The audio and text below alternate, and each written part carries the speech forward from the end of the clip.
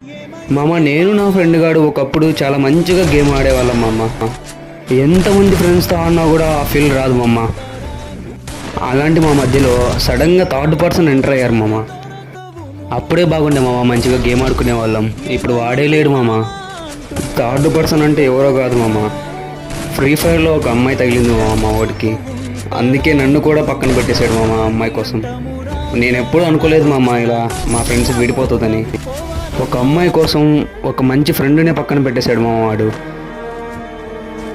కానీ నేను మాత్రం వాడి కోసం వెయిట్ చూస్తూనే ఉన్నా మామ, ఎప్పటికైనా వస్తాడు కదా అని.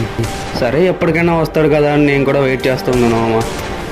ఈలోగా 1 year కంప్లీట్ అయిపోయింది. ఈ 1 yearలో వాళ్ళిద్దరి మధ్యన ఫ్రెండ్షిప్ కాస్త లవ్ అయిపోయింది మామ. ఆ లవ్ కాస్త బ్రేకప్ కూడా అయిపోయింది మామ. ఎందుకు మామ మనకి లవ్ లవడా?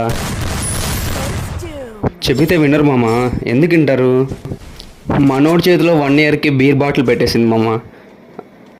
మామ నా నుంచి మీకు చెప్పేది ఒకటే మామ, అమ్మాయిల్ని చూడండి, మాట్లాడండి, కానీ లవ్ మాత్రం చేయకండి.